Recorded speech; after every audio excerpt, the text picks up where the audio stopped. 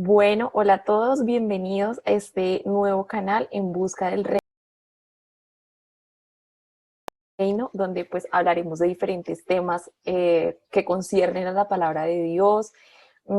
Y bueno, pues hoy estaré con Lau Martínez, ella es una compañera mía, somos las dos psicólogas, pero sobre todo somos hijas de Dios y queremos llevar el mensaje del Evangelio a las diferentes personas. Y si estás aquí mirando esto, pues no es una casualidad, yo sé que Dios tiene un mensaje de vida para ti y ese es el propósito y más de esta reunión tan importante. Entonces, hola, mi Lau, bienvenida. Hola Ale, gracias por la invitación, es un gusto. Bueno, entonces, bueno, mira, cuéntanos en qué consiste el plan de redención, por qué existe, cuéntanos un poco sobre eso. Bueno, yo creo que este tema es demasiado importante y es muy interesante. Todo comienza realmente y nosotros lo podemos ver la historia en un inicio a partir del capítulo 2 de Génesis. Aquí se empieza a contar cuando Dios crea todas las cosas y crea la humanidad, crea a Adán y a Eva y los pone en el paraíso, ellos están ahí, comparten, tienen una relación estrecha con Dios. Están hablando, digamos que pueden disfrutar de todo lo que Dios creó precisamente en este paraíso. Y él solamente les da una instrucción. La instrucción es, no pueden utilizar, pueden comer de todos los frutos que hay en este huerto, pero el árbol del bien y el mal no lo pueden tocar, no pueden comer de sus frutos. Pasa el tiempo, digamos que Eva es seducida para comer de ese fruto. ¿Qué pasa? Ahí el enemigo o el diablo, como representado acá con una mona serpiente, le dice que no, que lo haga, que va a conocer qué es el bien, qué es el mal. ¿Y qué sucede ahí? Cuando ellos deciden tomar ese fruto, comerlo, entra el pecado, la relación con Dios se fractura. Entonces entra el pecado y ya hay muchas consecuencias, hay muchas cosas. Dios no puede hacer varias cosas. ¿Por qué? Porque nosotros tenemos el libre albedrío, podemos decidir.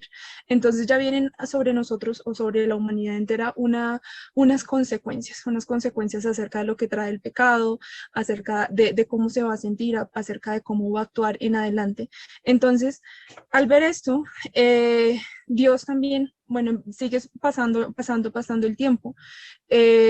Obviamente se ven situaciones en las que hay masacres, hay maldad, hay pecado, hay inmoralidades, ¿listo? Todo eso viene y Dios cada vez empieza a hacer unos pactos con su pueblo en donde promete cuidarlos, en donde promete restaurarlos, ¿sí? Pero ese pacto siempre se rompía. Vimos un pacto, por ejemplo, en donde había tanta maldad en el mundo que llega el diluvio. Entonces, solamente una pequeña familia, la familia de Noé, es salvada de eso. Y vienen siendo varios pactos, pero estos pactos, como siempre eran, siempre se estaban rompiendo. El plan de Dios fue decir, no, no puede seguir así, eso no puede seguir así.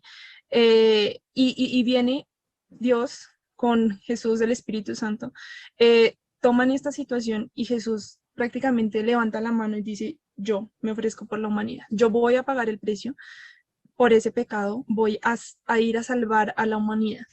Yo mismo voy a entregarme como consecuencia o como aquel que necesita pagar por esos pecados que comete toda la humanidad. Entonces, a grosso modo, esa es parte de por qué se necesitaba un plan redentor, porque íbamos a estar separados de Dios eternamente a causa del pecado. Ok, Mila, muchas gracias. Sí, yo creo que lo que se menciona acá, finalmente ningún sacrificio humano es suficiente para alcanzar la salvación, ¿no? O sea, podíamos hacer, y de hecho se veía en el Antiguo Testamento como las personas trataban de hacer sacrificios, sacrificios, pero Dios Ujú. veía que la maldad del hombre seguía, o sea, podían haber muchos sacrificios, y si viviéramos bajo la ley y Jesús no hubiera venido y, sí, sí, sí, no hubiera venido, bueno, no hubiera hecho ese sacrificio, pues nosotros con nuestras propias fuerzas no hubiéramos podido alcanzar esa salvación. De hecho, nosotros no la podemos alcanzar, si la alcanzó fue Él. Entonces, súper importante esto y lo que mencionas allí en el huerto del Edén, es interesante cómo la promesa de salvación que Dios trae al mundo fue antes de que alguien muriera físicamente, ¿no? O sea, antes de que Adán y Eva murieran, él ya tenía ese plan redentor porque pues Dios sabe todo, o sea, Él es omnisciente, omnipresente, omnipotente, Él sabe todo. No es que Él quisiera que el hombre pecara, simplemente pues fue otro, Ujú. otro tema y otro tema que podríamos abordar después, pero sí al nada se le escapa y ya, y el plan redentor está desde antes de que muriera la primera persona en la tierra. Y otro aspecto importante que, digamos, yo miraba era Génesis 3:15, cuando Dios le habla a la serpiente y le da como una advertencia de que tu simiente, ¿cómo es que es ese versículo? No recuerdo muy bien, bueno, como que la simiente de la mujer te herirá en la cabeza y tú le herirás el talón. O sea, como mostrando de que, claro, el enemigo, el diablo, está súper preocupado desde ese momento a la simiente de la mujer porque no sabía de quién iban a ser ese redentor que iba a salvar al mundo. Entonces siempre andaba preocupado y por eso vemos lo de Moisés, que procuraba matar a los primogénitos, a los hombres, Ujú. porque pues estaba esa preocupación de que fueran a ser un niño que fuera el redentor. Entonces, súper interesante esta primera parte. Bueno, digamos que, ¿quién es Jesús? Yo creo que eso es lo más importante también saber, porque muchas personas quizá que vean este video digan, bueno, pero ¿quién es Jesús? Mucha gente lo considera como un profeta, una persona que fue muy importante, o digamos que lo conocen como un personaje histórico. Ujú. Pero en la Biblia se nos menciona que Jesús es el Hijo de Dios, es Dios hecho hombre, o sea, tiene una naturaleza divina y una naturaleza humana, 100. No podía, bueno, digamos que eso lo hablaremos un poquito más adelante, pero Jesús tiene su naturaleza divina, es decir, Él también es Dios. Y eso es algo que muchas personas pues no lo confiesan así, pero sí es verdad, en la palabra de Dios se nos dice, por lo menos en primera de Juan 4:15, dice, todos los que declaran que Jesús es el Hijo de Dios, Dios vive en ellos y ellos viven en Dios. Pues nos ha nacido, este es otro capítulo, otro versículo, pues nos ha nacido un niño y un hijo se nos ha dado y gobierno descansará sobre sus hombros y será llamado consejero maravilloso, Dios poderoso. Aquí también se nos habla de que, eso es en Isaías 9:6, y ahí se nos habla como Jesucristo también es Dios, entonces tiene como, no sé, diferentes, podemos decir, nombres, roles, no sabría muy bien cómo decirlo. Entonces, él, ya que nunca pecó, porque Jesús nunca pecó, eso que hay personas que dicen, no, que es que él sí tuvo familia, claro, no es que tener familia esté mal, pero pues el propósito de él no fue tener una familia, o sea, él venía con un propósito específico y fue traer la salvación al mundo, entonces no Ujú. tenía por qué no tenía, digamos, que la función, el propósito de tener una esposa y tener hijos. Entonces, bueno, después de eso también es importante que él nunca pecó. Él nunca pecó porque si hubiera pecado, pues no hubiera sido ese sacrificio perfecto. Y pues lo fue porque en él no hubo pecado. Como dicen, el Cordero de Dios tenía que ser sin mancha, sin mancha. Entonces, pues Jesucristo es él, no es solamente ese personaje histórico que nos han querido mostrar en muchos sitios, no. Él también es Dios. Listo, mi Lau. Entonces, como esa. Exactamente. Ujú. Sí, y me parece algo súper importante de lo que mencionas es precisamente cuál era ese propósito de Jesús. La Biblia misma nos dice cuál era ese propósito, lo menciona en Juan 12:48, y él nos dice, al que oye mis palabras, dice precisamente Jesús, y no las guarda, yo no le juzgo, porque no he venido a juzgar al mundo, sino a salvarlo. Entonces tenemos ahí eso que es precisamente como el propósito principal. Jesús vino a hacer muchísimas cosas, o sea, y sería bueno que pudiéramos estudiarlo también más adelante, como decía Ale, pero el propósito era venir a entregarse, salvarnos a nosotros, entregarse para que no tuviéramos, digamos, que sufrir esas consecuencias, esa separación de Dios cuando entra el pecado al mundo. Entonces, más adelante dice, de ese versículo, dice, el que me rechace no recibe mis palabras, tiene quien lo juzgue. La palabra que he hablado, ella lo juzgará en el día postrero. Es decir, también hay una parte que nosotros tenemos que hacer. Jesús hizo su parte, Jesús hizo varias cosas y es importante que nosotros podamos ver que acá surge, a través de este acto que hace Jesús, surge una palabra súper importante que se enlaza y que prácticamente es también esa base y ese fundamento de la obra de Jesús, y es la gracia. Y Entonces, sí, la gracia. es súper importante este tema. Sí, mira, y bueno, y cuéntanos un poco qué es la gracia en sí, o sea, en qué consiste la gracia y por qué no las obras, porque si vemos, hay personas que dicen, no, es que uno es salvo, digamos, personas de otra religión dicen es que uno es salvo por gracia y por obra, y no es así, vemos en la Biblia que no es así, entonces cuéntanos un poco qué es la gracia. Exactamente, la gracia es prácticamente lo podemos ver como un regalo, algo que no merecemos y yo te entrego un regalo. nosotros no merecíamos ese perdón, eso no lo merecíamos porque, pues como habías dicho en el principio, pues cometemos errores, tenemos nuestras diferentes acciones que pueden ser contrarias a la voluntad de Dios, un montón de cosas.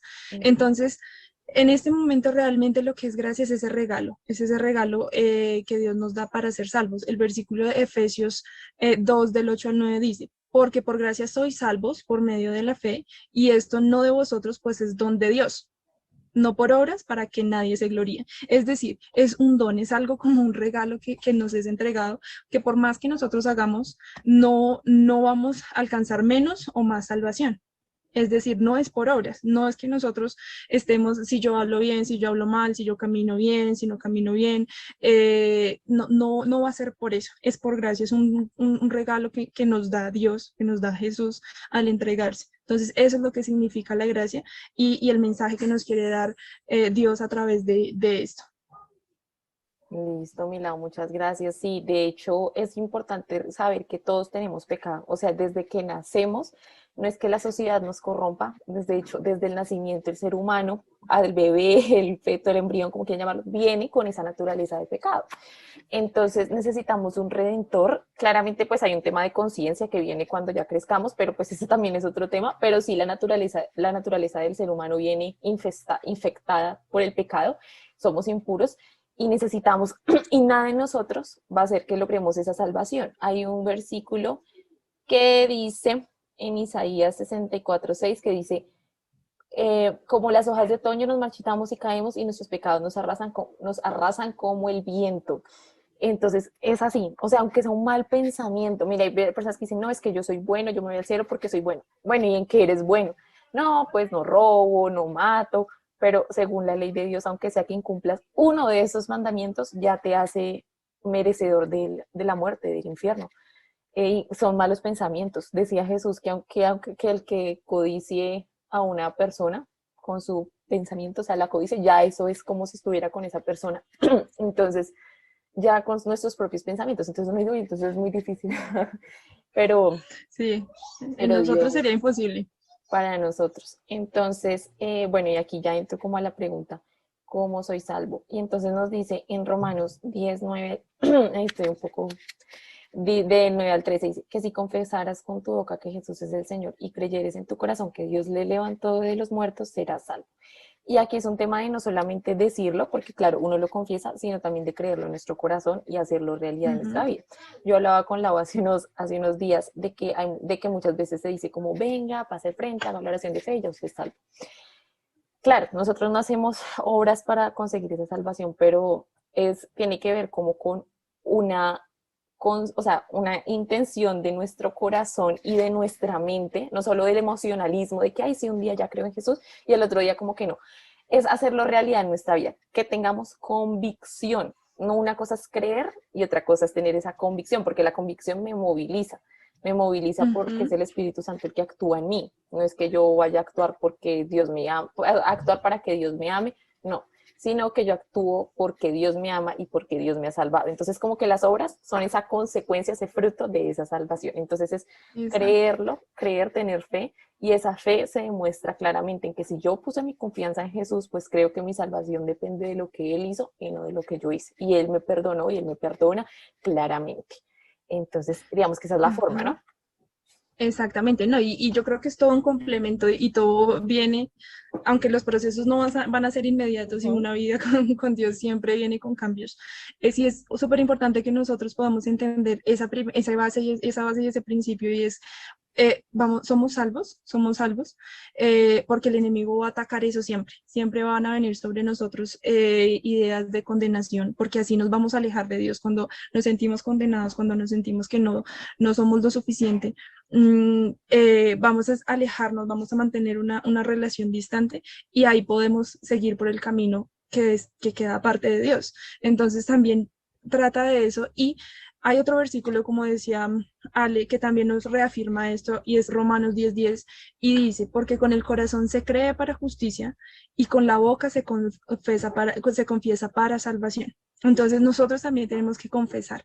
¿Qué es esa confesión? Decirlo. hablarlo, ser totalmente sinceros. Yo creo en mi corazón que sí, que yo fui justificado por medio de Cristo, pero también que Él me salvó, que Él murió en esa cruz, que Él se entregó, vino a este mundo, dejó toda su divinidad, como decía Ale, dejó toda esa divinidad y decidió entregarse, sufrir, humillarse para que nosotros pudiéramos ser salvos. Y esa es la invitación que nosotros podamos creer en nuestro corazón, pero también expresarlo, expresar y decir como hablaba Ale, de esa oración de fe, que va a ser el inicio, que va a ser como ese pequeño paso para empezar este camino, ese camino que no va a ser por obras, todo lo que recibimos es por gracia, y esta salvación es por gracia, pero que nos va a empezar a cambiar, que nos va a transformar y que va a dar un fruto en nuestras vidas, un fruto que va a ser diferente.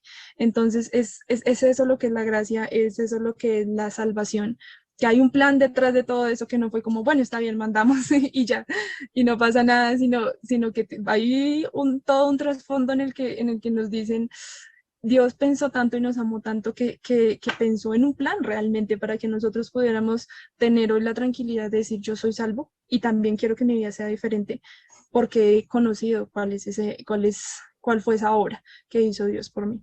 Ujú, exacto, mira, sí, de hecho dice la palabra, cree este versículo se lo sabe todo el mundo. Juan 3:16, porque de tal manera amó Dios al mundo que ha dado a su Hijo unigénito para que todo aquel que en él crea no se pierda más tenga vida eterna. Y eso es, el amor de Dios se Ujú. expresa en su Hijo, se expresa en Jesucristo.